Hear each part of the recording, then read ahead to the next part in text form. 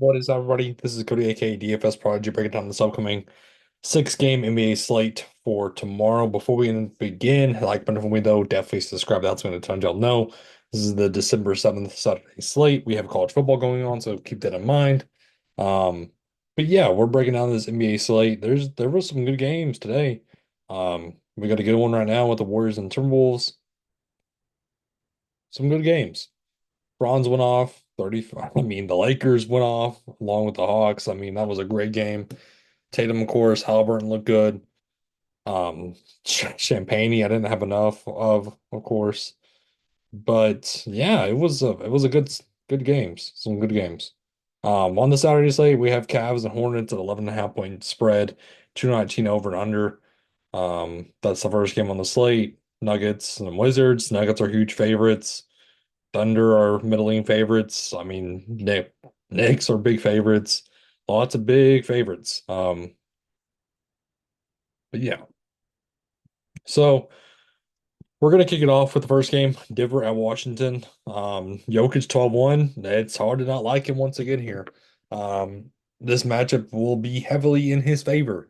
Coming off a 77-point game, fantasy point game. It's hard to not like him at 12-1. He's one of the best spin ups on the slate. Jamal Murray is questionable. He's at 7-8. We need to watch his status because if he's out, we're going to get a lot of Westbrook at 5-7. He's going to be a value play that we're certainly going to go to. Um, Christian Braun would have to see a little bit more minutes. I like him a ton at 5-4. Even Strother at 3-1 would see minutes, I think. Um, he's a dart though value. Aaron Gordon is question or is probable. I'm expecting him to play at 5-8. So on the Washington side, Kuzma. No Kuzma. Um, no Jordan or no Malcolm Brogdon. No Bay, no Kispert, no George. So Jordan Poole is 6'9", gonna have to do it all once again. I like him here at 6'9". Valanciunas, he's gonna get eaten alive, and no thank you. Cole Bally at 5'2", he's gonna have to step up and see an increase in usage. Carrington at 4'4" is gonna look great. Bagley at 4'3", he's gonna see good minutes. I mean, 24 minutes.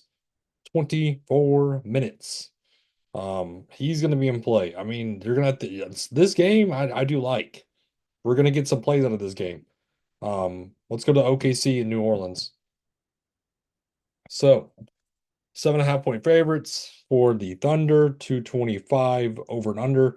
On the OKC side, SGA, I mean, he's one of the spin ups that you certainly want to go to. But again, you have Jokic in that first game, and I know it's going to be for 2,000 more, but still, Jalen Williams at 8-9. He's looked okay. I mean, he's a walking 30 fantasy point producer. Hardenstein, it's hard to not like him as long as he stays out of foul trouble. The fouls are going to decrease his fantasy production. That's been the main go-to thing for him. Dort at 4.6 is always a dart throw value. I mean, he's either going to get you 25 or 9 or 14 or 13. I mean, it's kind of up and down, but again, if you're on the right side of it, it's gonna cash for you. Casey Moss has looked good the past few slates. Minutes, I mean, decreased, but still. Wiggins and Joe, I mean, with Caruso back, it's kind of hard to like both of them guys. Caruso's going to see around 17, 15 minutes. So on the Pelicans, no Zion, no Alvarado, no Hawkins. They're getting a little bit more healthy, of course. Brandon Ingram, though, at 8-3. It's kind of hard to like a lot of this team. DeJounte Murray, I mean, I played him against Atlanta, and what was that? I mean, oh, um, not a ton I want on this New Orleans team, to be honest with you. Not a lot. Dallas and Toronto. Dallas is 8.5 point favorites. 236 over and under. On the Dallas side, Luca, 11-4. Again, it's hard to not go to him, but still, you have Nikola Jokic on the flip side that I kind of rather go to. Kyrie Irving, with Luca back, it's kind of hard to go to him. I'm not really going to him. Marshall is out. Um, So keep that in mind. PJ Washington, 6'8". The price tag is staying steadily around seven thousands. Um, Lively and Gafford splitting the minutes. I like Lively a little bit more, 5-4. With no Najee Marshall, I think Quentin Grimes would see a little bit of boost. Um, he'd be somebody to look at. I also think Matty Kleber would get a little slight boost as well. the shot is all over the place. I mean, look, he's not hitting a shot. It's terrible. Terrible. On the Toronto side, Jacob Hurdle is questionable, along with Kelly Olynyk. Kelly Olynyk may be back. So we need to watch this status. Scotty Barnes, though, 9.5. That price tag skyrocketed up. Skyrocketed up. But he's doing it all for this team. RJ Barrett at 8.4. Not really getting to him either. Grady Dick at 5.3 looks okay to me. Abaji 4.6, kind of just a guy for me. I'm not really getting to him either. Walter is seeing some minutes. There's other value I'd rather go to though. Detroit in New York Knicks. The Knicks are 11.5 point favorites, 224 over and under. On the Detroit side, Kate Cunningham 9.6. Coming off a great game against Boston. I like him here. I think again he's gonna have to see minutes if they keep this team in check. Ivy 7.6, I'm not really getting to. There's not a ton else I want to get to on this team. On the Knicks side though, Brunson is questionable. That's big news. Big news because we could get a little bit more. McBride at 4,000. Campaign is questionable as well. If they are both out, we're gonna have to see somebody. I mean, who is gonna be the other guard? Who? Are we really gonna get Kolek? I mean, that's possible. But it's going to be McBride for me at 4,000 is going to be a great value. Bridges, I think, is going to look good. OG is going to look good. Hart's going to look good. Towns is going to look good. This whole team looks good. They're going to see big minutes. We know how it goes. We definitely know how it goes.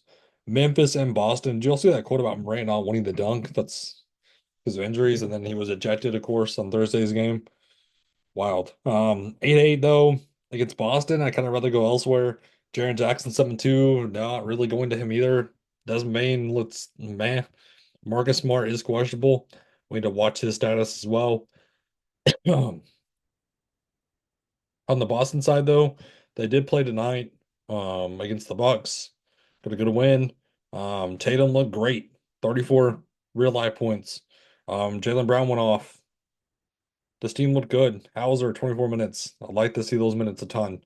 Um, but yeah, the big news is Porzingis. We need to watch and see what's going on with him if he does play, because I would have fed Horford and Cornette and Queta. But Jason Tatum at 9.9 looks good to me. Jaylen Brown at 8.4 is an okay price tag. I'm not really getting to White or Pritchard a ton of, but they're certainly fill-ins. And the last game of the night for a late night hammer is Phoenix at Miami. Miami Heat are 6.5 point favorites, 220 over and under. No KD. Um, that's big news. Nurkic is out as well. That means Plumlee's gonna look good at 4-2. He's gonna be an instant value for me. Booker's gonna have to still do it all at 9.4 though against Miami. It's kind of gross, along with Bradley Beal at 7.9. Royce O'Neal's gonna see big minutes as well with no Nurkic at 5.4. I do like him.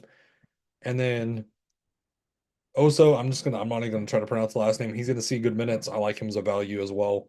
On the Miami side, there's not a ton I really like. The big news is obviously Jimmy Butler, but he should be playing. So at 7.6, I think he's an okay value. In the mid range. Bam against Plumlee. I mean, I do like it at 8.2. But there's not a ton else on this team I really want to go to. I mean, Kevin Love at 3.6 is seeing good minutes. I mean, he's a good fantasy producer in the minutes that he's getting. So at 3.6, but it's still that wraps up the 6 game slate for us as though. Thank you for tuning in. It's a great stay for us and everybody. Have a good one.